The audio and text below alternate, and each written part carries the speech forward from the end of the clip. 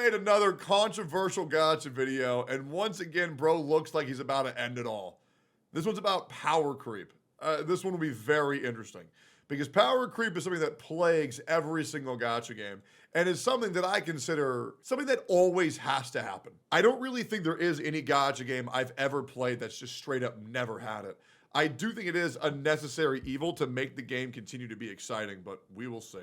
Let's find out. So dudes, it's your boy 2, and today we're going to talk about power creep in gacha games. The Hoyoverse gachas, that is. Specifically, why most of you overblow the fuck out of it. Okay. So let me know if any of these sound familiar to you. Sure. Chiori power creeps Albedo, Arlecchino Sure. power creeps Hutao, Jinglu power creeps Blade, only to then get power crept by Daniel Alter right after. Sure. And now the most recent addition of MiHoYo power creep, the girls you saw in the thumbnail for this video, Clara and Yunli. First off, what is power creep? For those of you who haven't heard the term before or you're not sure what it means. Strictly speaking, it's... So power creep is when an older pre-existing character gets completely overshadowed in every aspect by the new shinier character. And usually they do this to sell characters to the meta horse that really care about doing 1 billion damage in scenarios where they only need 200. It's when a game releases a new playable character or gear or some form of content that's stronger than what you had access to previously. Power creep is typically viewed as a bad thing for many reasons. It potentially reduces the viability of older characters or gear, or just content in general, because why would you use the older stuff when the newer stuff is just straight up better, which could invalidate all the time and effort you put into getting or investing into your older content in the first place. It may feel like, you know, the developers are blatantly trying to make some easy money by putting in new top tier content and getting their players to buy it, and by extension it can make a game feel much more pay to win than it needs to be, etc. This is why you... Now, in PvE gachas, I don't really care too much about this unless the content becomes undoable by the pre-existing characters. However, in PvP gachas, this shit fucking blows. Hear all this yapping about power creep every so often in the Hoyoverse communities. Players don't like it when they, you know, invest into a character only for the next one to come out who does a similar job to end up being stronger. And even worse, if a character they like personally ends up being, you know, power crept this way. That, and since these are gacha games we're talking about here, oh boy, it's time to have to roll for another character who does the same job as this older character but does it better than them. So we have to get this new character in order to keep up with the meta. Or people are just fucking dipshits and just want something to bitch about. You never know, it's the internet after all. So why do I say that all this, you know, power creep talk is overblown? If the Hoyotards actually have a few good reasons to bring up power creep, why... Bro does not like Genshin players. Bro does not like MTash. All right, here we go. That's 2 checks out of the way. Do I not take it seriously? I'm waiting for him to say that he's the god of all gacha. Biggest problem when it comes to most gacha players talking about power creep is that the gachas they play, most of them anyway, do not have PvP. Power creep is the most tangible in games that have an established competitive aspect to them, because in PvP games, when they put out new content, right, that power creeps their older content, you are going to be directly affected. When Call of Duty puts out a DLC with a new gun that's better than all the default guns, and you have people running around outgunning you with it, right? When League of Legends releases a new champion that just rips your ass a new one every time you run into them in top lane, when Smash Ultimate puts in Steve from Minecraft and he ends up breaking the fucking game. I think League was a bad example to say the new character. However, there was an old skin called Pulsefire Ezreal that actually made the character better, and the skin was like $60. They patched it later, but for a while, League of Legends did have pay to win with that skin. But other than that, League is an entirely free game. Shit like that. Again, when PvP games have power creep, at the end of the day, you are eventually going to be on the receiving end of it, and it will directly affect your progress and your enjoyment of those games. And hey, guess what the Hoyoverse games don't have? That's right, PvP. And let me tell you, as someone who plays a whole shit ton of gacha games, you really don't want PvP in a gacha, man. Because in a genre that's all about hero collection, right? Some people are simply gonna have more shit than others. And that already breaks the whole premise of a fair and balanced PvP. For the gacha games that do... Nah, I want PvP. You wanna know why? Because I've gone 5 years without serious PvP. And let me tell you, man, doing PvP and gacha as a millionaire, That shit is fucking fire, bro. That shit is fucking fire. I'm telling you, the content I'm gonna give y'all when Honkai Star Rail with PvP comes out is gonna be fucking absurd. I'm going to just be better than everyone. You have it. I'll be like swatting flies. I got only $5, $10 players, $100 players. My ass comes in with a 100K account. They're going to call my account the One Punch Man. It's going to be insane. It's usually a side game mode that, despite being PvP, isn't meant to be super competitive. Azure Lane, Blue Archive, and Nikke are the 3 gachas that I play that have explicit PvP game modes, but for Azure Lane and Blue Archive, they're mainly intended to provide you a specific type of currency that you can only get from those PvP modes to go buy extra stuff from the shops or something. Nikke does give you more gacha currency based on how well you perform on the ladder, sure, but generally speaking, it's still not worth try-harding PvP just for some more extra gems. But it's cool. Since the characters that are meta for PvE and PvP are largely different, and you'd rather focus on your PvE units because they can create a lot more content for you in this game than just PvP. That and the PvP modes for all 3 games are auto-battle only, so they just end up being bullshit RNG that you shouldn't take seriously anyway. I mean, hell, for Powercreep to truly be relevant in a gacha game, I'll even take competitive PvE, which is basically content where players can compete against each other indirectly by, like, fighting a boss or whatever. I hate how we use somebody else's tournament rather than the guy who invented gacha and PvE PvP. Which is me, baby. Which is me. Whale Wars. Yep, started that shit 5 fucking years ago. First guy to fucking do it, by the way. Put some goddamn respect on my name. What the fuck is that random ass plug to OK Code? That's ridiculous. And see how well their scores compare with others, right? Think Girls Frontline ranking maps, or Blue Archive raids, or Nikke solo raids and guild raids, or... You're losing 95% of your audience's attention because the only games these people play are games by Hoyoverse, man. They don't know what these other games are, man. Stop referencing them. Snowbreak's Neural Simulation and other ranked event game modes. But hey, the Hoyoverse games don't even have that. Quick side note here, if you want to see what a gacha game with an actual functioning, serious PvP mode looks like, Summoner's War and Epic 7, baby!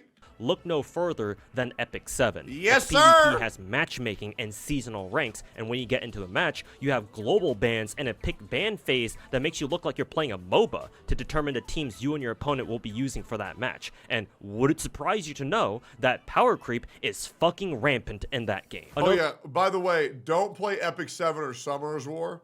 The only people who can really compete are people who have been playing since day one. That's why gacha PvPs are really good if you start from day one, but they're miserable if you try to play catch-up. It's fucking miserable. Another problem is that the content in Hoyoverse games is not what I would consider to be difficult enough to warrant worrying about power creep. True. Hell, they don't even have the endgame content that could potentially warrant power creep discussion in the first place. True. Genshin's gameplay boils down to abusing elemental reactions or like elemental counters and iframing everything that the enemies try doing, and if you suck at iframing, there's always Yunli. And Zenless Zone Zero is mainly a skill issue of can you press spacebar properly. Star Rail is like the one game that from a gameplay difficulty perspective, yeah sure, I can sorta see the power creep angle here, because the main endgame mode here, in this game, Memories of Chaos, or MOC for short, can be quite tough if you don't have like the right units or teams to tackle whatever's on rotation. So what he means to say is here is if you didn't buy the new unit, then you're at a severe disadvantage because every MOC, APOC, Shadow, or Pure Fiction gives a buff specifically for the new characters, and if you don't have them, it's pretty much impossible to do. But I wouldn't say it's hard. You just need specific characters. That'd be a hot take. Power Creep and HSR roughs than Super Break. Yeah, I agree. Super Break is fucking ridiculous. However, that's also because all of the new modes are focused around Super Break. If they just change the affix, then it's fine. But then you realize that MOC... Don't say impossible. Much more difficult. Is balanced around whether or not you have the most recent 5-star characters, and if you do, well, congratulations, your job's just got a whole lot fucking easier. Genshin does this too for Spiral Abyss, by the way. That, and Star Rail, mechanically speaking, is an extremely simple game. Like, all of its mechanics are easy to understand and very shallow to the point where I would actually consider Genshin to be more mechanically complicated. And thoughts? We got any opinion? How do we feel about that, guys? I'll be real. HSR is not hard. It's not. However, I find it far more fun. I do. It's a turn-based. For a turn-based, it does pretty well. So I would say for the genre, Honkai Star Rail is a bit more complicated than your normal turn-based game. However, for your open-world combat game for Genshin Impact, I would say it's some of the easiest ever released. Most, if not all, Star Rail characters are very straightforward and easy to grasp once you figure out what their game plans are. And Star Rail's endgame is most easily beaten by the most recent characters. Also, zero cycling is very fun. Sure, but you can still clear them with older characters just fine too. True. So long as they fit the elemental requirements you need for the toughest stages. Yeah, seeing people still clear shit with Zila is insane to me. And they play into whatever the stage gimmicks are, right? You might not be able to beat MOC as fast as if you did have the newest characters, but as long as you get 36 stars and get all the rewards, who fucking cares if you beat a turn or two faster? Zero cycles? I agree. Never heard of them. Oh, shots to Mr. Pokey, the #1 Honkai Star Rail fraud. Bro's getting roasted when he's at active duty. Insane. Try TAing some FGO challenge quests instead. In sharp contrast, gacha games like FGO, GFL, Arknights, and others have gameplay that's actually worthy of having discussions about power creep, even if they're only single-player games with no PvP modes. Hell, even a game like Blue Archive, which is one of the most casual-friendly gacha games out there, can have legit power creep discussions because of how fucking bullshit the raids in that game are. And lastly, the power creep in question has to be... Yeah, the only thing Blue Protocol players need to get rated for is the images they have downloaded on their PC. Drastic, as in like a significant change to the overall meta of a game. And when I say meta here, I don't just mean, oh, who are the strongest characters, bro, because that's how most people use that term. In this context, when I say... Oh, sorry, Blue Archive, sorry. I was thinking of another Blue game that no longer exists. Truly a shame. In meta, I'm talking about what the optimal ways of playing the game are, which includes not just the strongest characters in the game, but also the preferred ways of playing said game, or like the ideal strategies of the moment to beat the harder content of those games. To take Genshin as an example here, the meta in Genshin Impact right now is national variants and aggravate, spread, or aggravate teams. The two biggest shifts in Genshin's meta, in my opinion, were when Raiden was put into the game. And wait, I want to ask you a genuine question. Could you even see what the fuck just happened? Like, bro, beat the harder content look of at those that. games. To take Genshin as an 3 example here, the meta in Genshin Impact right that now aren't is national even variants moving. And aggravate, spread, or aggravate. They're not moving. Teams. They're not attacking. Genshin's meta, in my they opinion, did were nothing when Raiden was put that into the game. whole time. It was literally pick the colors, and then they blow up. They didn't do a single fucking... Jesus. And when Dendro, and by extension Nahida, were also put into the game. But in the grand scheme of things, these meta shifts didn't feel that impactful to me, since Genshin doesn't have the kind of endgame where these meta shifts would actually be relevant. Right? Sure, back when Raiden came out, for example, I'm sure she helped a lot of players finally achieve 36 stars in Abyss for the first time, and that's not nothing, but as long as Spiral Abyss continues to be the only real source of endgame in Genshin, and the dev team continues to hide behind their excuse of anxiety... Talking about Genshin anxiety when we're almost 2025 is insane, bro. Right? I'm not particularly interested in the meta of this game. I mean, honestly, you'll probably find more impactful meta changes in the Genshin TCG, because that game actually has PvP. Hell, MiHoYo actually bothers hosting official tournaments for it, so that nobody gives a single fuck about, bro. Nobody gives a single fuck about it. you know it's gotta have some wicked meta to it that TCGs usually have. The level of impact on a gacha's meta that I'm looking for personally is something like these. The big support servants in FGO like Scotty, Castoria, KOL, and Oberon, P22 and the Coalition squads in GFL, Walter and Arknights, and Summer Hoshino in Blue Archive. Not only are these units some of the best in their respective games, but the games that they're all in also have the endgame content that allows their impact to be that substantial in the first place. But let's take a step back for a moment from all this gameplay shit and focus back on what's truly important in gacha games. Sure. The waifus and husbandos. I shit you not, because in my opinion, the reason why you should be playing these sorts of games in the first place is for the characters, right? Because in gacha games, you roll for the characters. Like, they're the reason why you grind gems every day, right? And save them up to eventually roll for a character that you want who's got fat tits and or a huge ass. True. And by extension, I think that the best way to play gacha games is by finding a character that you really like and doing what you can to obtain them, ideally for free, or at least with not too much money. Basically, fuck the meta, acquire waifu or husbando, and go apeshit. Even better if your waifu Absolutely. or husbando is the meta, in which case, aren't you lucky? But even if they're not, right, you should at least try to look for ways to play them and build teams around them in order to make them work. Luckily for the Hoyoverse games, you can do this easily. Even in Star Rail, where elemental weakness is a mechanic that you have to take advantage of in order to clear harder content, because hey, Silverwolf exists. Dude, first of all, Silverwolf is garbage. Every character has ignore elemental typing these days. Every single one has like plant weakness or ignore elemental typing. Silverwolf is not needed. She's garbage. Yeah, dude, I'll be real, man. Dot teams fucking blow. And all I want to do is use Kafka. But the more and more she's not meta, the more and more depressed I get. It fucking blows. But I just find to make her work. E1 my Black Swan. You know what I'm saying? Run it with an Acheron. I'll probably pull a fucking Hwang too, to be honest. Oh, Quogi, think what's up, bro?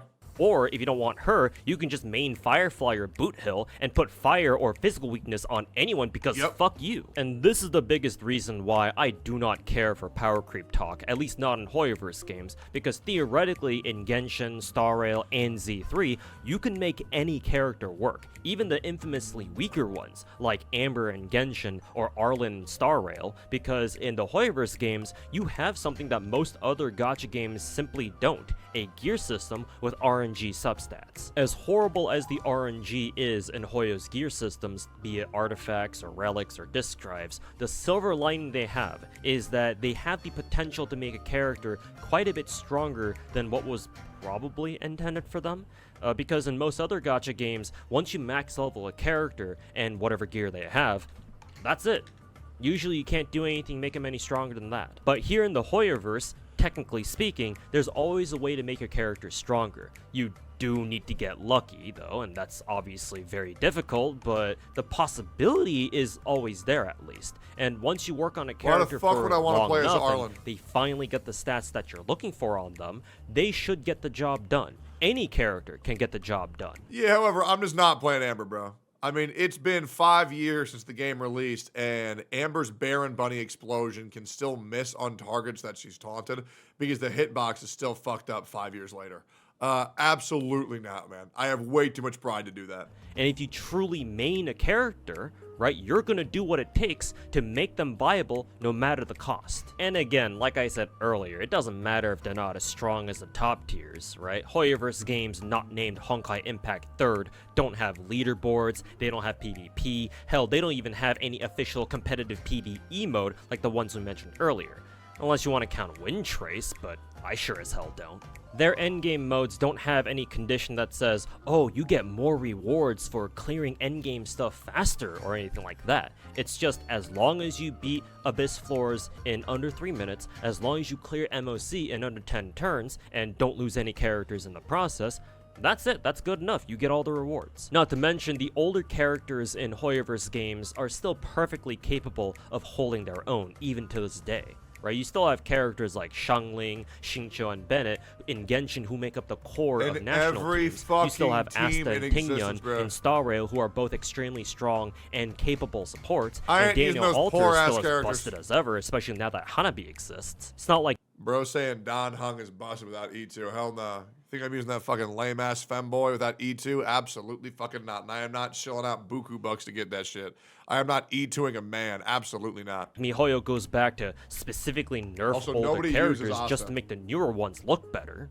I mean, last I checked, their name doesn't sound like Nexon. 2, from the future here, I want to add one more thing that I forgot about when I initially made this video, and that's redundancy.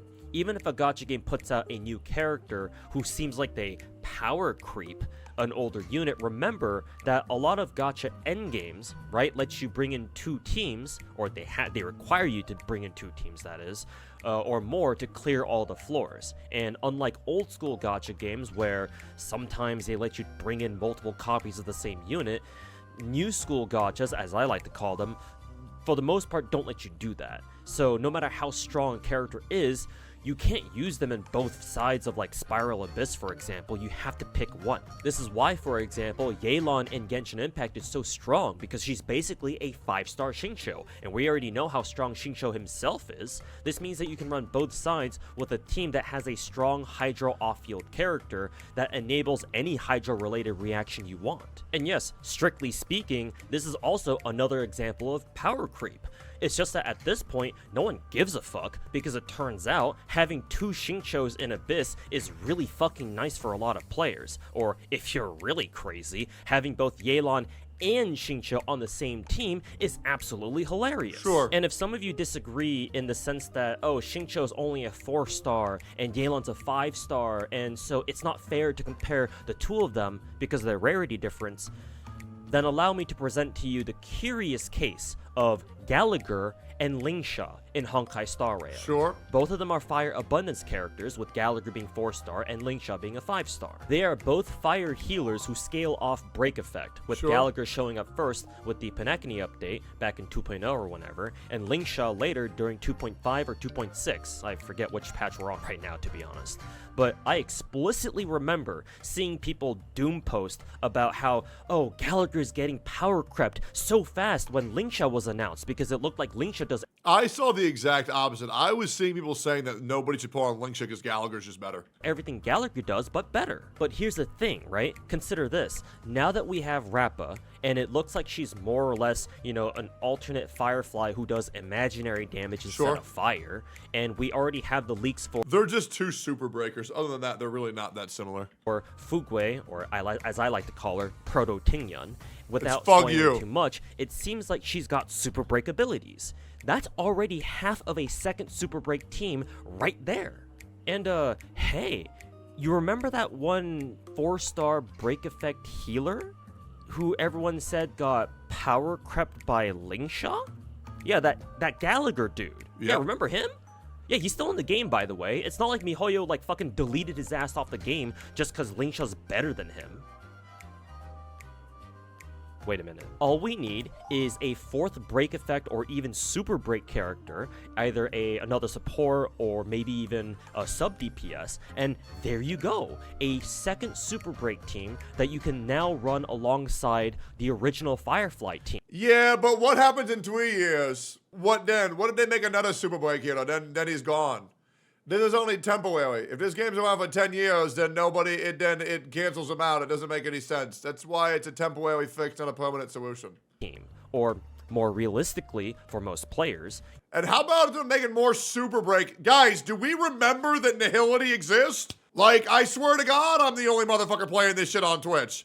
I have not seen anybody use a fucking Kafka in years. Like, where is Nihility, brother man? you can mix and match those characters, whichever ones you do have, to put together your own Super Break team. Because obviously not everyone's going to have all the characters. And this leads me, finally, to addressing the 2 girls who are the most topical right now when it comes to the whole power creep discussion, Clara and Yunli.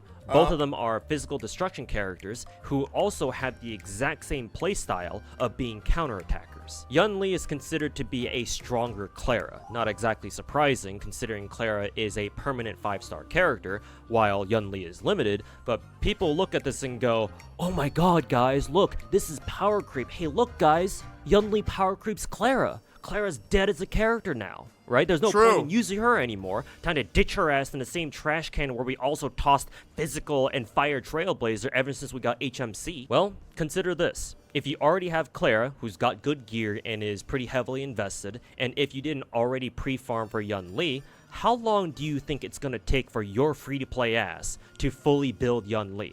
Right? Get her all the all the relics that she wants, get her all the trace materials that she needs to max out everything, right? Max out a trace tree or whatever. Realistically, not that long if you just pre-farm. It's really not that long at all. Maybe like 2 days max. Right? Because until you can do that, until you can fully invest into Yunli, you're not going to use her level 1 ass when Clara does the same thing and she's already good to go. And let's say you did pre-farm for Yunli, right? And so she's ready to put your Clara 6 feet under.